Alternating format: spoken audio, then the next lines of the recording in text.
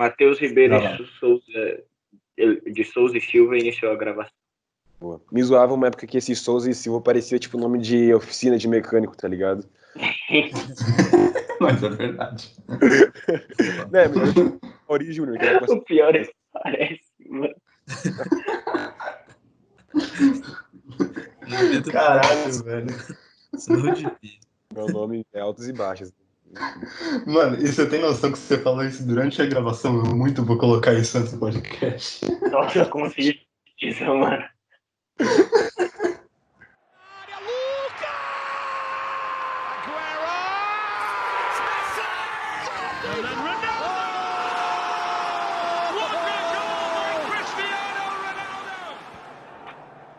E aí, galera, bem-vindos ao podcast The Finals BR. Eu sou o Fábio. Eu sou o Gustavo Solito. Eu sou Yuri Medeiros. E eu sou o Matheus Ribeiro. E antes da gente começar, eu queria agradecer imensamente a Marina Cesário, que fez o nosso logo, que a gente realmente achou incrível, ela é muito talentosa. Quem quiser dar uma checada no trabalho dela, vai ter o Instagram dela na descrição do podcast, a gente vai deixar lá. E é isso, vamos começar. Para começar, para começar bem, né? A gente vai falar do maior campeonato nacional do planeta, o mais assistido e o mais disputado, obviamente depois do Brasileirão, né? Que é o nosso querido Brasileirão, que é a Premier League. O Liverpool foi campeão e, tipo, todo mundo já sabia, né, Gustavo? Depois de 30 anos aconteceu aquilo que tava todo mundo esperando desde o começo da temporada, né? Uma baita campanha do Liverpool, não tem muito o que dizer, eles foram quase à perfeição, foi quase que o título invicto, né? Mesmo depois da quarentena, eles ainda voltaram super bem, voltaram jogando fino da bola, várias peças, não tinha nenhuma que estava rendendo abaixo. E agora vai acontecer aquela passagem de tocha, né, que o City prometeu. Pois é, na partida no Etihad Stadium entre City e Liverpool, o City vai fazer a guarda de honra, né? Lembrando que vai ser uma situação muito inusitada, porque City e Liverpool protagonizaram nesses últimos anos na Inglaterra uma rivalidade muito forte. São as duas grandes equipes, jogaram Champions, a disputa pela Premier League sempre foi muito intensa, mas esse ano foi totalmente a exceção dessa disputa, né? Porque se a gente pega o Liverpool, a vantagem no Liverpool na tabela, assim, ela é muito grande, dá para dizer até, né, que o Liverpool respeitou bastante o distanciamento social do resto da tabela. Então é um título totalmente indiscutível. O trabalho do Klopp é espetacular, já tinha ganhado uma Champions League. E é isso, gente, só tem que aplaudir o time do Liverpool por esse feito. Venceu a Premier League, venceu o Campeonato Inglês depois de 30 anos. Só para te ajudar nisso, foram 23 pontos de vantagem do Liverpool nesse momento. Sim. E bota distanciamento social nisso, né? Porque no meio do campeonato, assim, tinha essa dúvida ainda, será que o City poderia buscar o Liverpool, mesmo com uma campanha tão sólida, mas realmente não foi possível. O Liverpool, como o Gustavo bem disse, já estava batendo na trave algumas vezes nesses últimos anos. Teve 2015 que o Gerrard acabou escorregando e ficou marcado por isso, e, enfim, o Liverpool acabou perdendo o título. No ano passado também a disputa ponto a ponto com o City, e esse ano finalmente eles conseguiram se consagrar campeões com uma linda campanha com o Jürgen Klopp no comando, com o trio de ataque muito forte, com Salah, Mané e Firmino, o Fabinho segurando bem o meio de campo para o Henderson conseguir sair jogando ali, a zaga com o Van Dijk sem comentários, Alisson no gol muito bem, então realmente foi bem merecido esse título. Não, e uma coisa que é praticamente bizarra, né, a gente pensar, é que a gente vê, por exemplo, uma disparidade técnica entre... Por exemplo, isso fica muito à mostra em campeonatos como, por exemplo, o campeonato italiano, que tem a Juventus, que tem um super time comparado aos outros do campeonato. Então, no espanhol, que tem, tipo, 3, 4, 5 times no máximo, que, tipo, tem um nível mais alto. Agora, o inglês é pegado até o final. Tipo, o campeonato inglês é famoso por ter, tipo, jogos com virada no final, tipo, super emocionante, porque eles não largam o osso. E é um campeonato que, tipo, não é, tipo, considerado melhor à toa, assim, sabe? Tipo, ele é muito disputado. E a gente vê um time que perdeu tão pouco quanto o Liverpool e que jogou num nível tão alto, tem da Champions ainda também para disputar, e todos os outros campeonatos que eles têm, a tabela é, tipo, ridícula de grande, é uma coisa bizarra. E se você for parar pra pensar, a gente vê ainda, nesse contexto que você falou, né? Rolando Champions, rolando Copa da Inglaterra, Pô, o Liverpool, que é o time soberano, digamos assim, né? Pô, tá vencendo tudo, é provavelmente o melhor time do mundo hoje, e não à toa, né? Prova isso todos os dias em campo. Pô, perdeu na Champions pro Atlético de Madrid, que alguns consideram que é o oposto do Liverpool, né? O futebol totalmente defensivo do Simeone. Sim, que joga do mesmo jeito há sei lá quantos anos, né?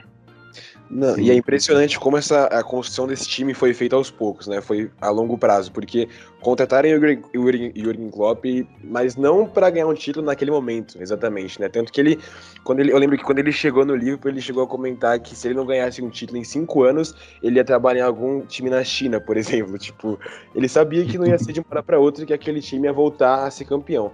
E as contratações foram muito certeiras, né? O Mané jogando muito bem, o Salah quando chegou da Roma também disparado ali, um ponta-direita sensacional. Então as contratações foram bem certeiras e esse time conseguiu se encaixar da melhor forma, agora tá disparando, ganhando tudo. Foi a grande recompensa, né? Porque os jogadores que o Liverpool contratou, a princípio não eram os jogadores que eles são hoje, com certeza. O Salah, por exemplo, ele era um jogador ocasional na Roma. Agora ele é provavelmente um dos melhores do mundo. Exato. Uma coisa legal que o Fábio falou das ligas realmente chamou muita atenção, porque se a gente pega as outras ligas europeias, a gente sempre tem aquela impressão no início, não, porque no alemão o Bayern de Munique já é o campeão, ou no italiano a Juventus já é a campeã. Claro, são duas equipes que elas sempre a gente cria muita expectativa em cima delas no campeonato nacional, mas, por exemplo, o campeonato italiano ele tá muito equilibrado, se a gente for parar para pensar com os últimos anos, a Juventus está só a 4 pontos acima da Lazio, que é a segunda colocada. O alemão, o Bayern de Munique não começou bem a competição, trocou de técnico, chegou o Hans Flick, e aí sim o Bayern engatou uma sequência e conseguiu vencer com uma certa sobra.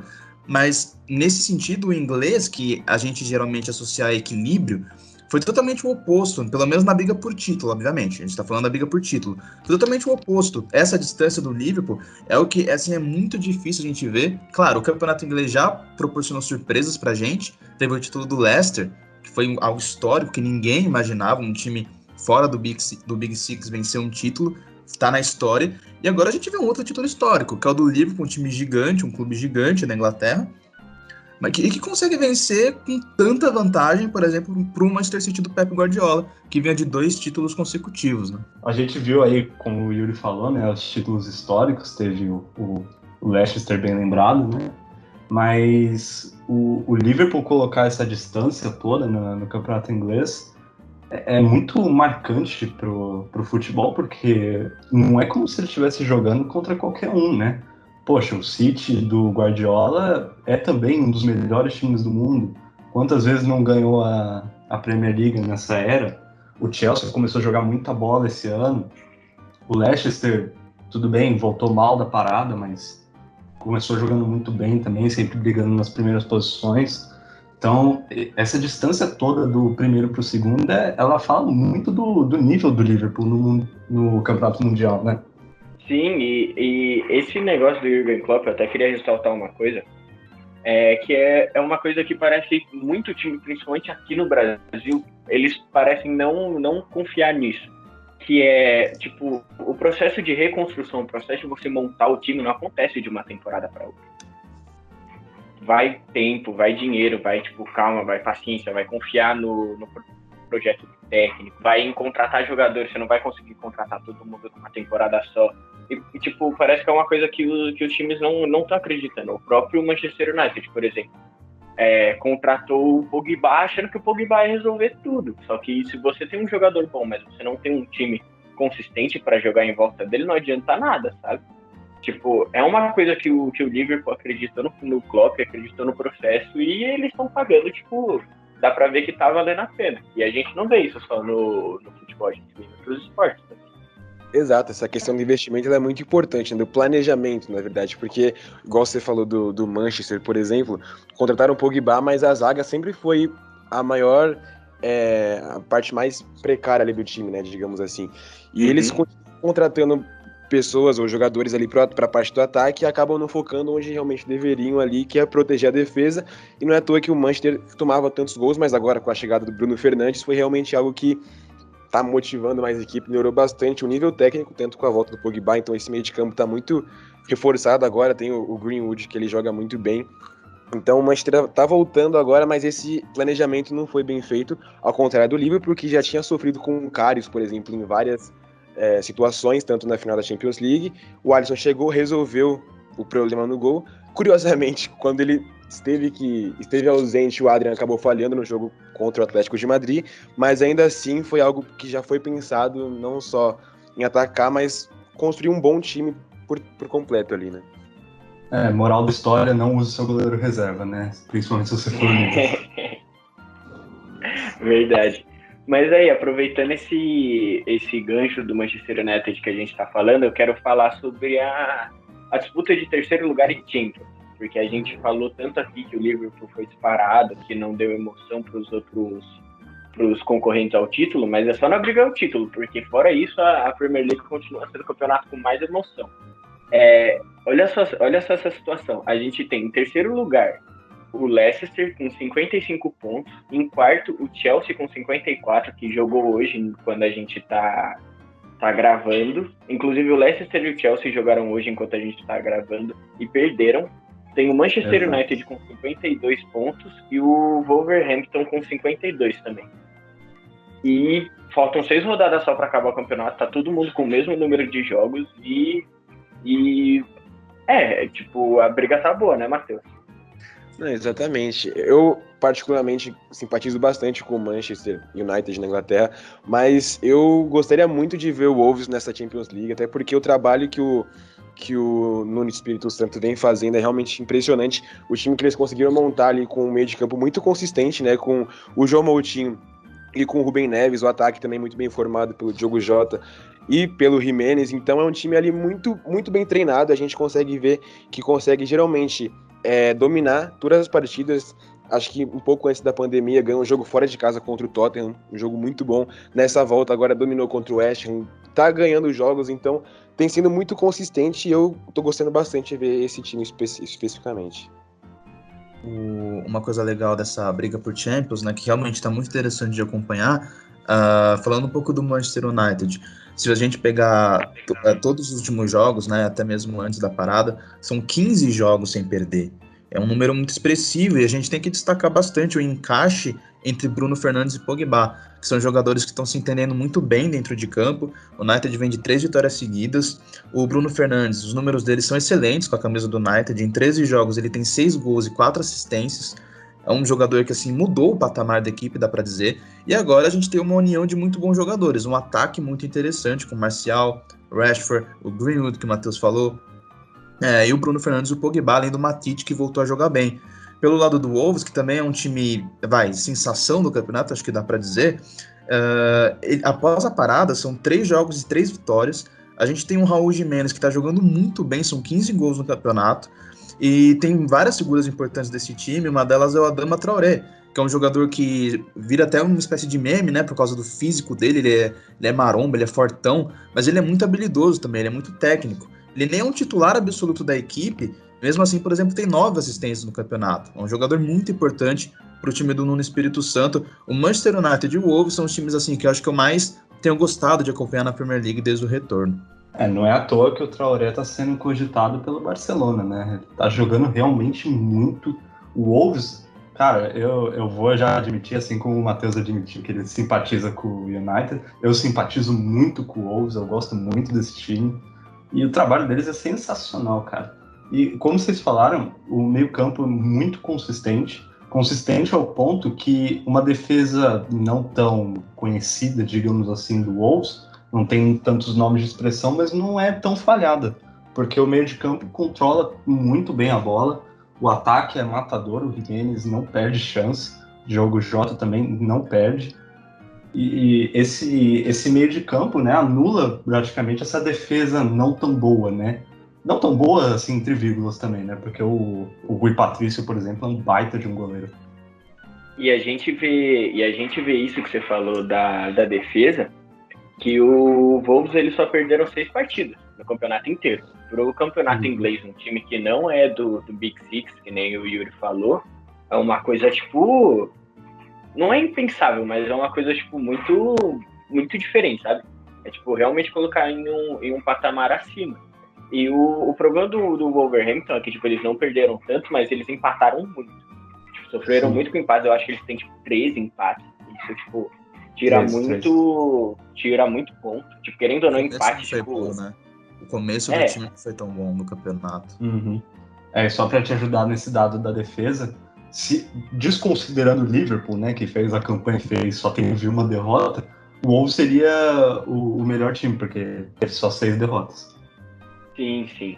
E o complementando, vocês falaram do Adama Traoré, ele era da base do Barcelona já, só que aí ele acabou, tipo, não dando certo lá, mas o físico dele é uma coisa realmente impressionante. Tipo, eu nunca vi um jogador, tipo, tão forte quanto ele, e ele não é trombador, assim, que nem o Yuri falou, ele tem habilidade. E tipo, querendo ou não, tipo, hoje em dia a questão física tá sendo cada vez mais importante no esporte, sabe? Um dado interessante aqui, ainda falando da questão da defesa do Wolverhampton, o Wolverhampton tem a 6ª melhor defesa do campeonato. Ele, por exemplo, só tomou 1 gol a mais que o Manchester City. Então, por esse número, você vê como é um time muito sólido. Dentro de casa é um time muito bom.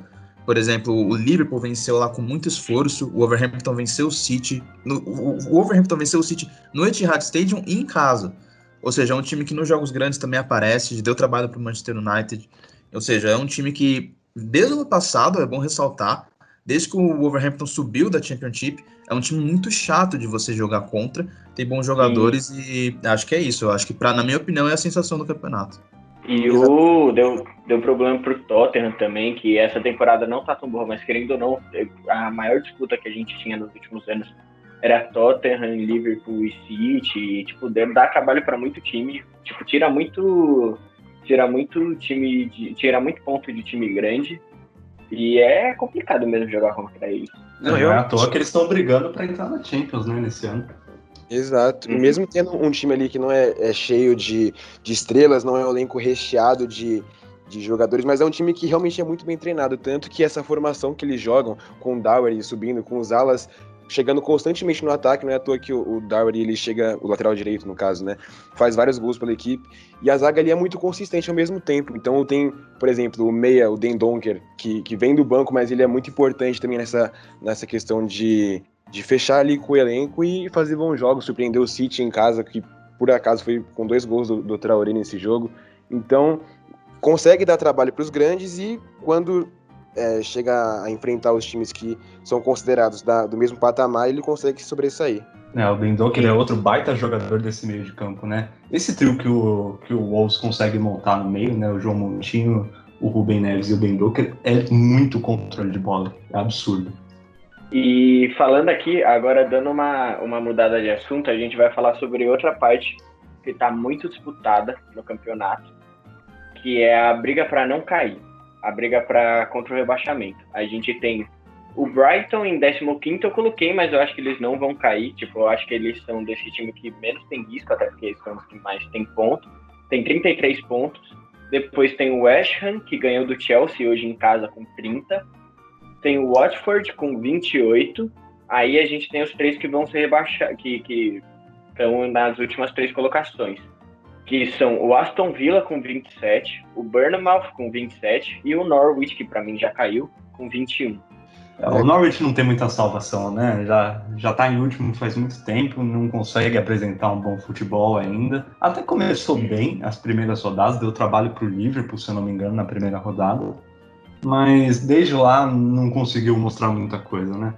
Bem isso, parece que na verdade é a briga para cair, né? Porque com esses times estão fazendo força para ser rebaixado, é impressionante. Porque o Gustavo, o Norwich até começou bem, o Puk estava fazendo bastante gol no começo do campeonato, mas acabou que, né, era só ilusão mesmo e agora vai ser rebaixado, que tudo indica.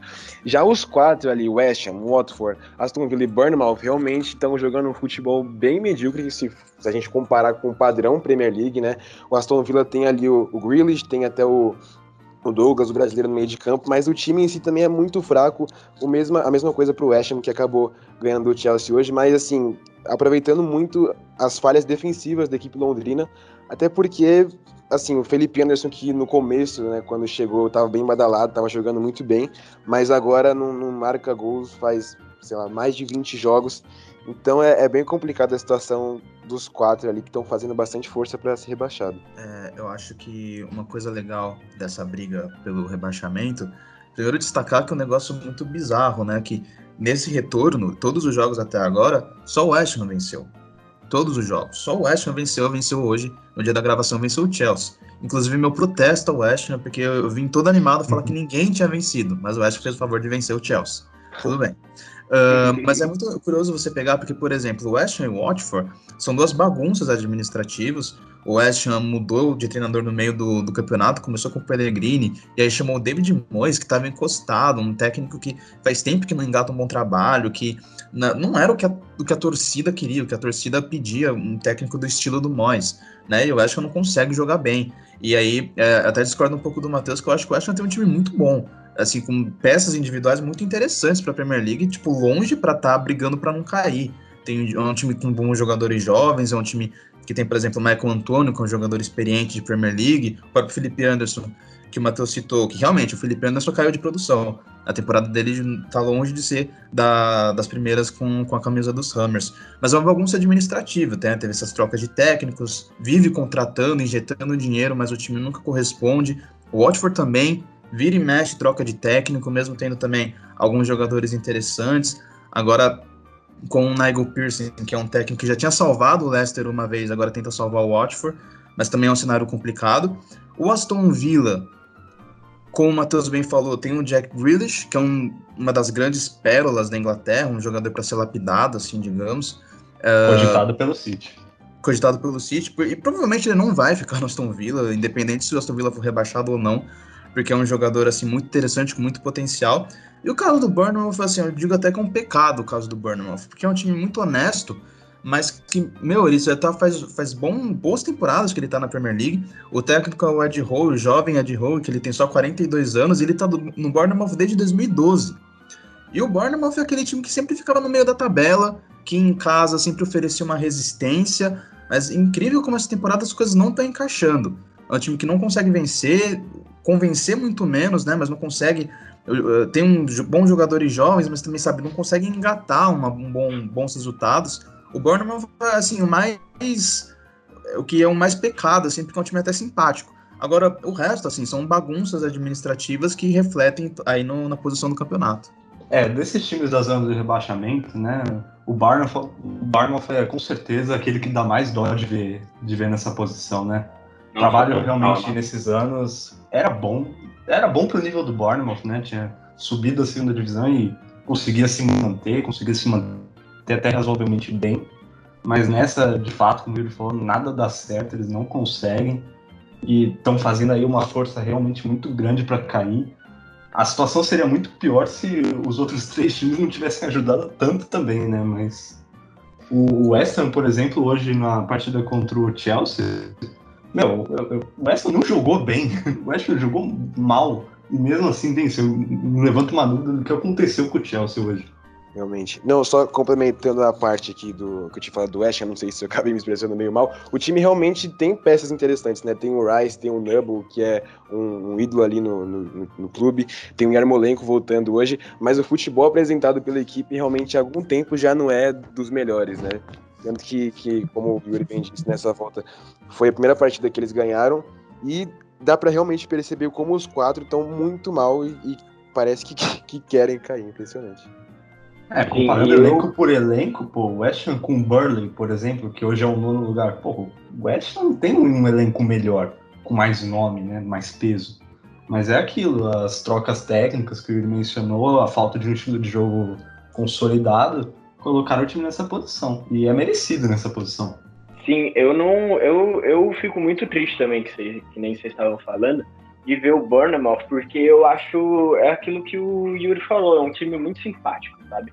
Eu acho que a Premier League tem muito essa característica de times pequenos, que não necessariamente pequenos, mas times que não são, tipo, famosos, assim, quando a gente vê eles subindo, a gente não imagina que eles vão fazer o sucesso que às vezes eles fazem.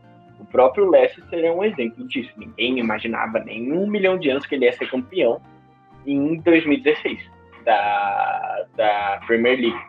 Mas o Bournemouth eu sinto uma dó, assim, é um time que a gente se apega até por ter essa história de ser azarão, de ser um underdog, mas também porque eu acho, por exemplo, um dos estádios mais legais da Inglaterra, que é aquele estádio pequeno, que é tipo bem raiz, assim, sabe? De futebol, que é aquele estádio pequeno de um time que é da região ali, que tipo faz a alegria daquela galera e tal. Torcida fanática.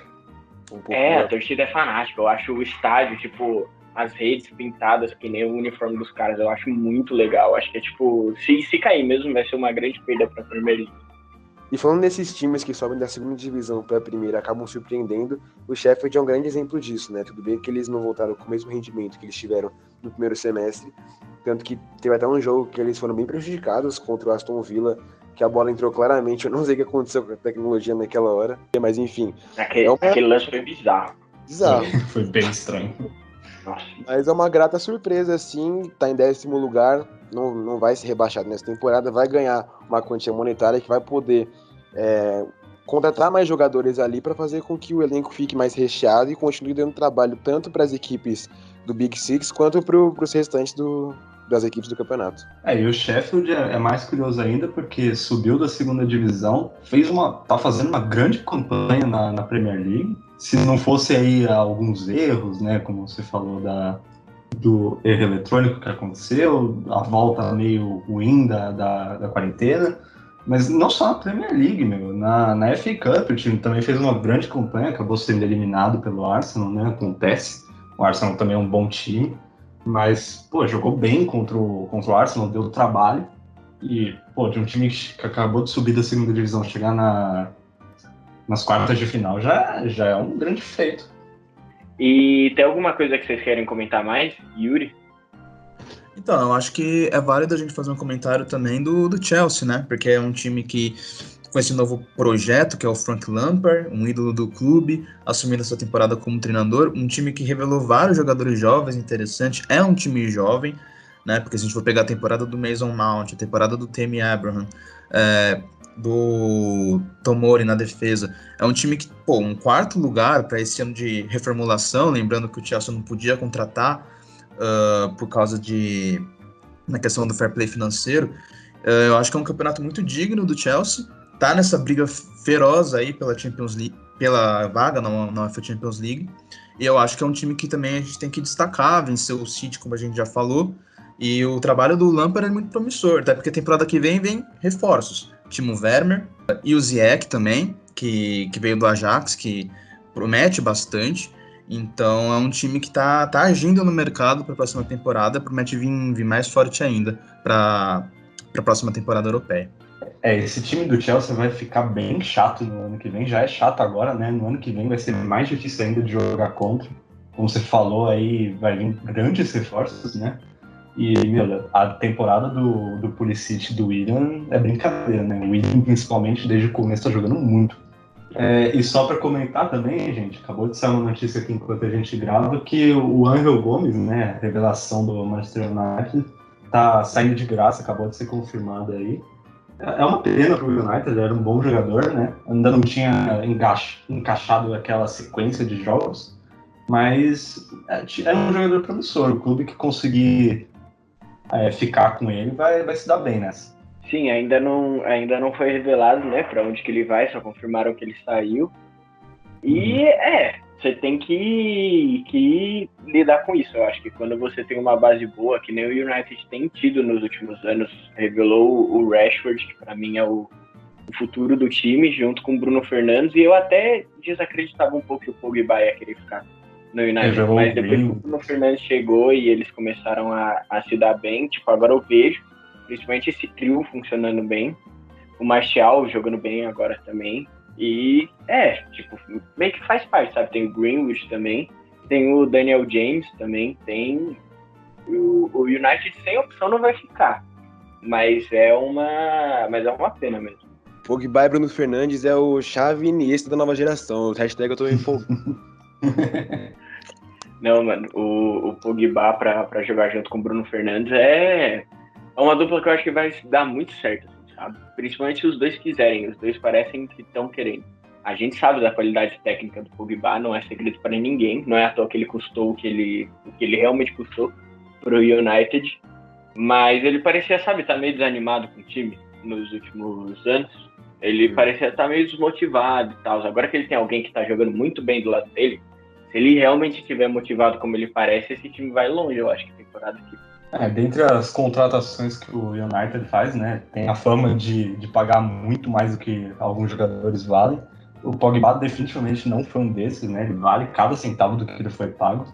Não mostrou ainda, é verdade, ele não mostrou tudo que ele sabe ainda no United, mas parece que agora com um companheiro ali que joga bem também, que é o Bruno Fernandes, ele vai começar a empolgar um pouco mais.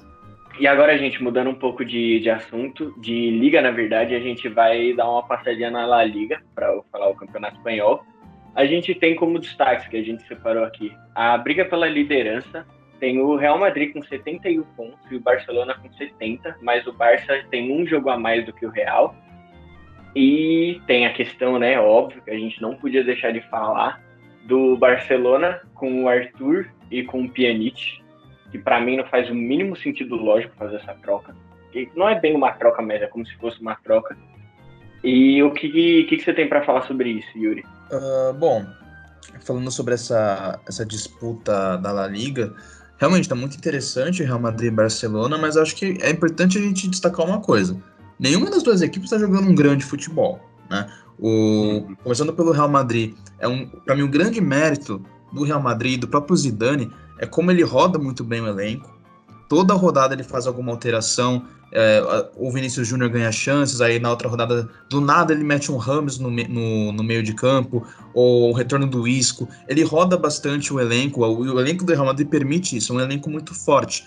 E às vezes, mesmo sem convencer, o Real Madrid consegue fazer a diferença por causa dos seus grandes jogadores. É um time que tem um contra-ataque mortal. E aí eu já abro uma sessão também para falar do Karim Benzema, que para mim, na minha opinião, é o melhor jogador atualmente de todas as competições europeias, no meu modo de ver, porque é óbvio, né, você tem o Messi jogando muito, sempre vão acabar falando dele, e de fato o Messi também tá jogando muito, mas, para mim o Benzema é o sistema ofensivo do Real Madrid. O jeito que ele se posiciona, como ele é um atacante que é muito mais do que se resume a fazer gols. Ele é muito especial, ele dá muita assistência, ele é o líder de assistência do time no campeonato, ele tem 7, além também de ser o líder em gols com 17. Ou seja, os números dele são muito bons e a atuação dele também no Real Madrid, para mim, é um completo diferencial. Eu acho que ele é um jogador muito subestimado. Muitas pessoas talvez só vão dar valor para ele quando ele encerrar a carreira, mas ele tá, assim, na história do Real Madrid. Os grandes jogadores da história do Real Madrid, e hoje é um diferencial, né? Agora, como eu falei bastante do Real, se alguém quiser já emendar do Barcelona ou complementar alguma coisa... Na verdade eu queria complementar uma coisa do Real Madrid, que como você falou, né, o Benzema sempre sofreu um pouco com essa subvalorização aí do público, né, as pessoas olham para ele e falam que ele é meio grosso, que não é exatamente o jogador para o ataque do Real Madrid, mas essas recentes atuações dele estão provando o contrário realmente. E acho que é a primeira vez que eu vejo isso acontecer, que é ver a galera dando valor real pro Benzema. Eu comecei a ver muito mais gente, de fato, elogiando e reconhecendo que ele é um baita de um atacante, meu. Sim, o que eu acho que faz a galera pensar isso do Real é que quando o Real Madrid tava naquela ascendência que pegou o trio BBC e tal, com o Cristiano Ronaldo, com o Bale, com o Benzema, foi talvez os piores anos da carreira do Benzema.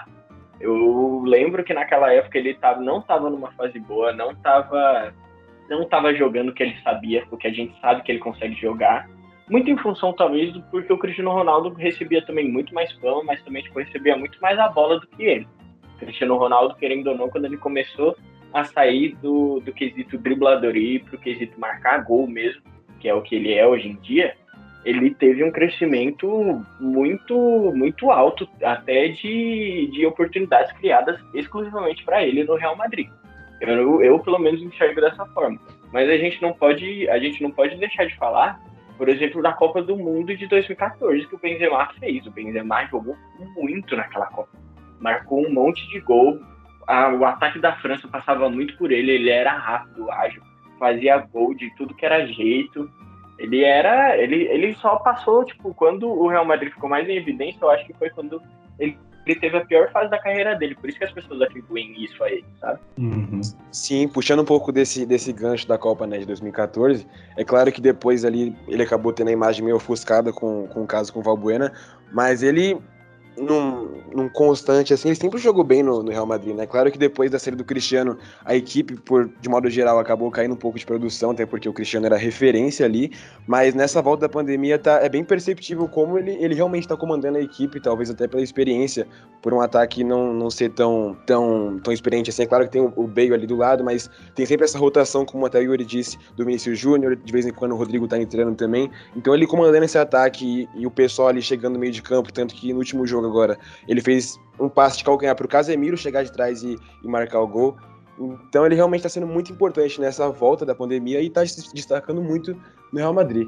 E um paradoxo ali, o Barça, mesmo que esteja chegando perto, né, sempre rivalizando, principalmente nessa reta final do campeonato, eu acho que está jogando até pior do que o Real. Acho que a dependência do Messi está muito mais perceptível agora também. É claro que tá todo mundo sentindo bastante essa volta, até porque 3 meses aí sem jogar futebol. É claro que vai ter um impacto físico em todo mundo, mas é bem claro assim como a equipe depende do Messi. Nos jogos contra o Bilbao e contra o Celta, isso ficou muito perceptível, assim. O Celta quase chegou a ganhar nos últimos minutos do jogo. O Nolito acabou errando um gol sem goleiro praticamente, acabou perdendo esses pontos. É claro que era um jogo mais difícil, mas acabou perdendo os pontos no jogo contra o Atlético de Madrid agora. Então, se não fosse o Messi, esse Barça realmente não sei o que seria.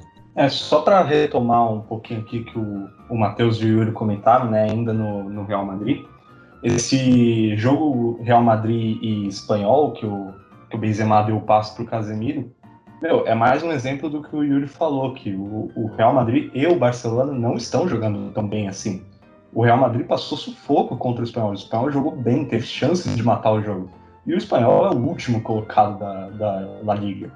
Se não fosse a criatividade do Benzema e o Casemiro aparecer, o Real podia ter saído com empate, podia não ter essa vantagem de um ponto que pode virar 4, né, agora contra o Barcelona. Eu acho que um aspecto muito legal também de falar da diferença também entre o Barcelona e o Real Madrid, que por mais a gente repetindo, nenhum dos dois está jogando muito bem, mas, por exemplo, o Zidane tem um vestiário. O que você tinha claramente não tem o vestiário, né? Acho que circularam imagens de por exemplo, o Messi, quando o auxiliar técnico do Setien ia passar uma informação para ele, o Messi saindo de perto. O Suárez deu entrevistas polêmicas, meio que alfinetando o Setien. O Setien, ele expôs o Arthur numa entrevista coletiva de um jeito assim totalmente desnecessário, digamos. Claramente há um choque de relação do elenco do Barcelona com o Setien. Ao contrário do Real Madrid, que o Zidane é um cara da casa, já tá conhece ali todo mundo que tá ali, né? Super vitorioso com o clube. Então, acho que isso para mim é fundamental, e numa disputa por título, eu acho que isso completamente pode fazer a diferença. Eu me arrisco a dizer que o Setien tá com os dias contados no Barcelona. Sei lá, a não ser que haja uma super reviravolta, o elenco começa a abraçar ele, o Barcelona começa a jogar muito, passa o Real Madrid e seja campeão, o que eu acho muito difícil. Eu acho muito... A possibilidade dele ficar lá no Barcelona eu acho mínima. Acho muito improvável o Setien ganhar o elenco de novo, né? Porque, como você falou, essas entrevistas bizarras que ele dá depois do jogo, ele fez de novo agora com o Griezmann, no jogo contra o Atlético. Ele botou o Griezmann nos acréscimos do jogo. E depois falou na entrevista que, se não fosse para botar nos acréscimos, ele não botaria, simplesmente. Não, é bizarro, sem falar que tem a questão, o Kiko Setien, beleza, ele foi escolhido como técnico, tranquilo, você tem que, eu acho que, tipo, eu acho uma coisa bizarra qualquer jogador não respeitar o técnico. Eu acho que é uma coisa que eu não vejo isso como possível, mas tem a questão de que é o Zidane, cara. É o Zidane. Quem em sã consciência é louco de falar, tipo, não, acha que você tá sendo burro, tá ligado, pro Zidane. Tipo, o Zidane, ele tem esse controle do vestiário, porque ele é uma lenda viva, querendo ou não. Eu acho que seria a mesma coisa se o Ronaldo, por exemplo, fosse... ainda mais dentro do Real Madrid, né? Sim, exatamente. O cara tem uma história lá dentro, sabe? Tipo... E sem falar que o Zidane é inteligentíssimo. Ele tem a questão temperamental lá dele na final da Copa do Mundo. mas ele é um cara que sempre pensou o jogo até pela própria condição dele. Então, acho que tem essa questão de você entender a grandeza dele, e eu acho que esse respeito vem disso, sabe? Porque eu não sei, mas eu não imagino que tipo, controlar o Sérgio Ramos no vestiário deve ser uma coisa fácil. O Benzema mesmo teve aquela pilantragem lá com o Balbuena, ficou fazendo chantagem com ele, sabe? Só que ele consegue controlar e ele, tipo, todo mundo tem um respeito extremo por ele. Sim, eu me arrisco a dizer que o Barça não tem um técnico que realmente teve controle da equipe desde o Luiz Henrique, né? Claro que a situação era diferente com o trio MSN, mas desde a gestão do Ernesto Valverde, que sempre, sei lá, expunha o Coutinho, por exemplo, e agora com o Sentien, que dá declarações e acaba expondo seus jogadores mais do que devia, isso realmente acaba atrapalhando no desenvolvimento da equipe ali dentro de campo, né? E ao contrário, o Zidane, não só pela sua história no futebol como jogador, mas como técnico, até pela sua identificação com o Real Madrid, por já ter ganho Champions como jogador e como técnico, ele tem muito mais respeito, e como o Fábio disse, né, ninguém tem a banca ali de peitar, até porque não tem motivo para isso. E chegando nessa questão também, a gente vê que o Real Madrid tá muito mais junto, assim, como time, do que a gente vê o Barcelona. É a questão de que, beleza, é o Messi ganha jogos pro Barcelona. Mas aí é que tá a questão, o jogador, tipo, principalmente no futebol, em que um cara, tipo, pode fazer a diferença, e, tipo, quando é um cara fora de série que nem o Messi, ele realmente faz a diferença. Mas tem a questão de que o Barcelona não é um time compacto como era, por exemplo, antes, sabe? Não tem mais, por exemplo, o Xavi e o Iniesta. Por exemplo, o que fez o Barcelona do Guardiola ser um dos melhores times que a gente já viu e tipo, fazer o Messi crescer daquele jeito? Eles eram um time, tipo, muito compacto, era um time que todo mundo acreditava na mesma coisa, era um time unido. Eu vejo, tipo, muito mais isso no Real Madrid, e até já puxando um gancho para a questão do Arthur, que para mim não faz o mínimo sentido, não faz, tipo, de jeito nenhum, não vai entrar na minha cabeça o que a diretoria do Barcelona pensa em trocar um cara que é novo, o Arthur é novo, tem já mostrou muita habilidade, e a gente sabe que ele é perfeito por cima do Barcelona. Para mim, ele encaixa perfeitamente com a identidade do Barcelona. Ele sabe jogar muito bem, ele sabe passar bem a bola, ele é um segundo volante, até podendo jogar de primeiro se ele melhorar na marcação, ganhar um pouco mais de corpo. Ele é para mim, sabe, tipo, fora de série, assim, o Arthur, ele tem potencial para ser muito bom se ele continuar no Barcelona. E qual é a explicação que o Barcelona me dá para trocar um cara desse que a torcida gosta por um cara de 30 anos que, beleza, tipo, faz meio que as mesmas coisas que ele. Tipo, não faz muito sentido, sabe? Você já tem experiência no time. Pra que você vai trocar? Eu também acho uma troca completamente sem sentido. Porque, por exemplo, se você pega o Pjanic, eu acho o Pjanic muito bom jogador. Se a gente pega as últimas temporadas também da Juventus, ele jogou muito bem. Ele é um primeiro volante que tem, assim, atributos que eu acho muito interessantes. Mas você pega o elenco do Barcelona, quantos primeiros volantes você tem?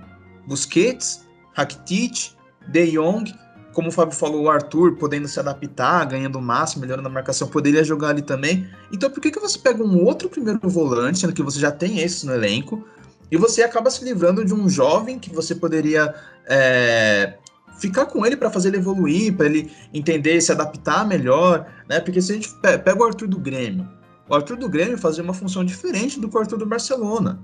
São contextos diferentes. Então você não pode esperar que o Arthur desempenhe o mesmo futebol, com a mesma desenvoltura, porque são contextos diferentes. No Grêmio, o Arthur ele pegava a bola desde a defesa e junto com o Maicon articulava o time. No Barcelona, o Arthur tem que ficar numa posição pré-determinada, esperando a bola chegar, ou seja, para mim é completamente diferente.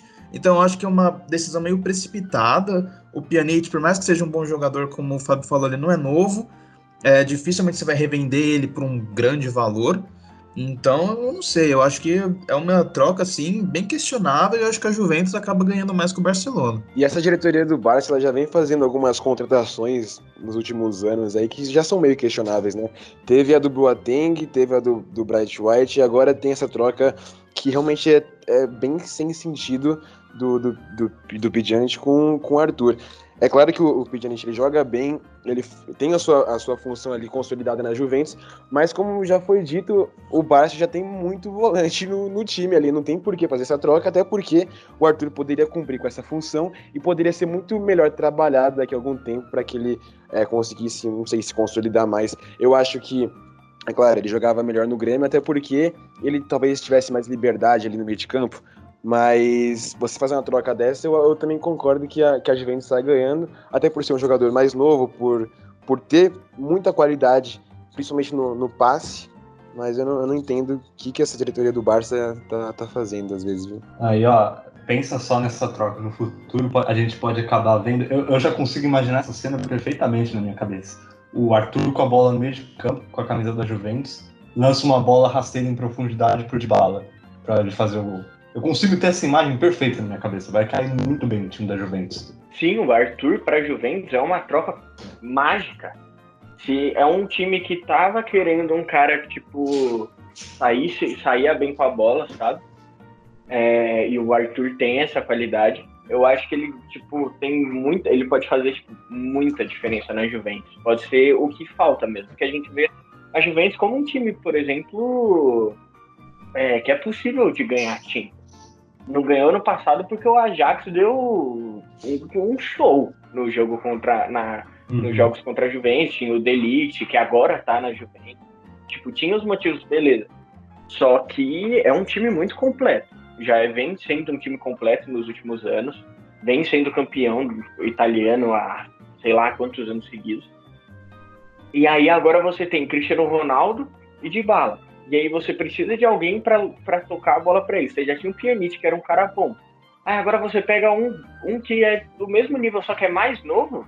Tipo, é até um motivo mesmo para você até segurar o Cristiano Ronaldo, por exemplo. Com certeza. Não, a gente falou de Dybala e Cristiano Ronaldo, mas, a Juventus tem muitas peças de alas, né, que passam na velocidade, que o Arthur adora ter esse tipo de jogador no campo, para ele poder justamente mandar essa bola em velocidade. Então tem o Bernardeschi, tem o Douglas Costa, tem o Cristiano Ronaldo e o Dybala. Tem muitas peças que ele vai poder mandar na corrida, e esses caras eles têm uma velocidade fenomenal, um drible fenomenal, e um físico, na maioria das vezes, fenomenal. Então, esses caras, eles não vão perdendo a velocidade. O Arthur tem a liberdade para mandar a bola que ele quiser, que esses caras vão pegar. Sim, sim. E agora falando um pouco voltando para o Campeonato Espanhol, que a gente deu uma saidinha, mas agora falando um pouco da briga de terceiro lugar, tá bem acirrada, né, Yuri? Sim, tá uma briga muito acirrada, porque, por exemplo, a gente tem o Atlético de Madrid que voltou muito bem da parada, né? Se antes da parada a gente tinha ideia daquele Atlético de Madrid que só empatava, que era um time que tinha um elenco muito bom, mas que o Simeone já não estava conseguindo tirar muito dele. Questionavam até mesmo a capacidade do Simeone, se estava chegando ao fim do ciclo da época do Cholo no Atlético, mas acontece que o time, assim, renasceu, né? Foram 4 vitórias, 2 empates desde o retorno. Você tem o Marcos Llorente, que se reinventou no Atlético de Madrid, ele que surgiu como um primeiro volante, tá jogando quase como um atacante do lado do Diego Costa, e tá jogando muito bem, isso que chama mais atenção. O Atlético de Madrid talvez seja aí a grande surpresa desse retorno, né, de estar jogando futebol tão bem. Claro, eliminou o Liverpool da Champions, mas outro contexto, né, ainda era um Atlético meio questionado, tanto que geral apontava um favoritismo para o Liverpool. Aí em quarto você tem o Sevilla, que também é um time que tá fazendo um excelente campeonato espanhol, que tem peças interessantes. O Lopetegui, que ficou com uma imagem meio manchada ali na passagem do Real Madrid, a seleção espanhola tá fazendo um excelente trabalho. Mas eu acredito que o G4 provavelmente termine assim, Atlético de Madrid e Sevilla. Mas claro, você tem o Villarreal, que voltou bem também, que tá em quinto. E o Getafe, que era a sensação do campeonato até a parada, mas que no retorno também são 3 empates, então o time já deu uma desgarrada. Não, com certeza, essa parada ela acabou sendo prejudicial para vários times, né? E mesmo que o Getafe tenha se distanciado um pouco ali dos 4 primeiros colocados, mas como essa equipe ela tinha sido consistente, principalmente nesse primeiro semestre, né? Até com o Daverson por empréstimo jogando muito bem, fez bons jogos contra o Ajax, por exemplo, ótimos jogos contra o Valência ali na UEFA Europa League, se eu não me engano. Então essa equipe realmente tem mostrado um ótimo futebol, e eu também não creio que vão haver mudanças, pelo menos nessa parte de cima, assim, no quesito terceiro e quarto colocado. Acho que nessa disputa, acho que o Atlético de Madrid vai levar melhor sobre o Sevilla. E até complementando essa briga pela vaga na Champions League, né, pela segunda, terceira e quarta posição. Segunda não, né, que segunda vai ser o Barcelona ou o Real Madrid. Mas eu discordo um pouquinho do Yuri de que vai continuar assim, que vai ser Sevilla em quarto e Atlético de Madrid em terceiro. O time do Sevilla não me convence, cara. Eu não consigo ver um bom futebol ali. Toda vez que eles parecem que mostram alguma coisa, tem algum fator ali que desce o meu conhecimento do time, mas eu não acho que eles terminam em quarto. Eu acho que o Getafe, que voltou um pouco mal da parada, mas que já no último jogo contra a Real Sociedad, que é verdade, é outra que não voltou bem da parada, né? Mas o segundo gol do Getafe, que saiu de um lateral, aquele gol ele me mostra uma parada que é muito de time que não aceita perder, que vai para cima a qualquer custo. Me deu até umas lembranças do gol da Champions, do Liverpool, do Alexander-Arnold, do escanteio. Ele bate sem ninguém perceber e o Origi faz o gol. E aqui foi basicamente a mesma coisa. O lateral, tava todo mundo... vamos nos reposicionar. O Molina, se eu não me engano, bate o lateral rápido, lança pro Mata, que faz o segundo gol dele na partida. Aquele gol, para mim, é muito emblemático de um time que não terminou, sabe? Que vai continuar brigando e que vai roubar essa quarta posição do Sevilla. Não, e muito estranho na parte de baixo da tabela também, né? O Celta de Vigo tá quase caindo ali. A equipe que tem bons jogadores como o Iago Aspas, assim, né? Que é o principal jogador. Tem o Denis Soares, tem o Rafinha, mas acaba que vem fazendo uma campanha muito estranha, tanto que no último jogo agora perdeu de 5-1 pro Mallorca, que tá em 18º colocado. Então, querendo ou não, mesmo que a pontuação ela esteja um pouco ali, não esteja tão próxima, mas é um time que tá na parte de baixo. E é muito estranha essa campanha do Celta, que geralmente dá trabalho pros times ali da parte de cima da tabela, tanto que deu trabalho pro Barcelona no último jogo, quase ganhou, mas 17º colocado pro elenco que tem é realmente estranho. E a gente não pode esquecer de comentar, galera, que temos um fato histórico acontecendo, que é o Messi fez seu gol de número 700, só ele e o Cristiano Ronaldo são os únicos 2 jogadores ativos que tem 700 gols na carreira, um gol de pênalti de cavadinha, que só frieza do Messi também para fazer isso, pelo amor de Deus, você estava tremendo. E o que você achou, Matheus? Não tem nem que falar do Messi, né? É um extraterrestre, o cara é absurdo. E é bem isso, o gol de número 700 dele não poderia ser com mais classe do jeito que foi. O Black se traçalhando no canto e ele só dando uma cavadinha no pênalti. Enfim, se não for o maior da história, tá com certeza no top 3 ali de melhores que já jogaram esse jogo. O Messi realmente é impressionante. E até esse gol de cavadinha, né, que o Messi fez, poderia ser um adversário mais emblemático, né? Foi contra o Atlético de Madrid, que é um grande adversário do Barcelona. Se fosse contra o Real Madrid, talvez tivesse um gostinho melhor aí pro Messi, né? Mas, poxa, num jogo truncado que foi contra o Atlético, tá de ótimo tamanho ele marcar esse gol, ainda mais do jeito que foi. Lembrando que na partida teve o pênalti anulado, né, do Diego Costa, que ele tinha perdido o pênalti, mas o juiz voltou, porque o Oblak, quer dizer, porque o Ter Stegen tinha se adiantado. Eu até fiquei com a impressão de que eles iam voltar o pênalti do Messi também, mas talvez por ser um gol 700 dele, né, deixaram rolar. E, o Messi, ele é absurdo, né? Várias partidas aí ele sempre mostra que ele tem alguma coisa a mais para fazer. Aquela assistência que ele deu pro Suárez outro dia na cobrança de falta, por exemplo, é uma coisa que, eu acho que eu nunca vi uma assistência daquele nível. Ele achou o Suárez, tipo, praticamente embaixo da trave, só que não era uma situação comum, eu nunca vi aquilo. Realmente que nem você falou, como se ele, tipo, o jeito que ele bateu na bola, quando eu vi, tipo, ele primeiro batendo na bola, eu imaginei que ele ia bater pro gol. Aí do nada aparece o Suárez lá pra cabecear. Não tinha me tocado que aquilo poderia ser uma jogada, sabe? E isso mostra, eu acho, que a genialidade do Messi. O Messi é fora de... Quando ele bateu, me passou 2 coisas, que ele tinha batido fraco e que ele tinha batido fora do gol. Falei, que cobrança estranha é essa? E aí do nada tinha o Suárez ali no meio do caminho pra empurrar a bola pro gol. Foi uma jogada sensacional. A gente não se cansa de falar isso do Messi, né? Mas não tem o que fazer, ele é desse jeito. O Messi é embaçado. Então é isso, galera. Muito obrigado por escutarem. Esse é o nosso primeiro podcast, é um projeto que a gente realmente está a fim de dar certo, de dar continuidade. Meninos, vocês têm mais alguma coisa que vocês querem falar? Não, mas eu acho que é isso mesmo, só agradecer a você que ouviu a gente tá bem animado com esse projeto. E é claro, né, primeiro episódio assim tem um nervosismo, tem uma falha ou outra ali, mas com o tempo a gente vai se acostumar e vai dar continuidade com isso aqui, que a gente tá bem animado de verdade. É isso, muito obrigado para você que ouviu até aqui com a gente. E se você puder, compartilhe com amigos, com gente que gosta de esporte, gosta de futebol.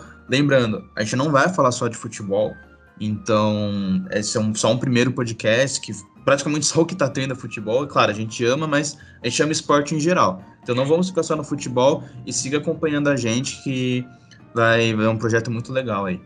Se animem para quando a gente for falar de curling também. É isso, valeu família, tamo junto, é nóis. É isso, né família? Vocês querem falar mais alguma coisa? Mais algum tema?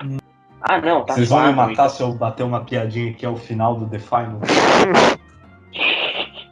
Não, achei genial, mano. Eu fecho.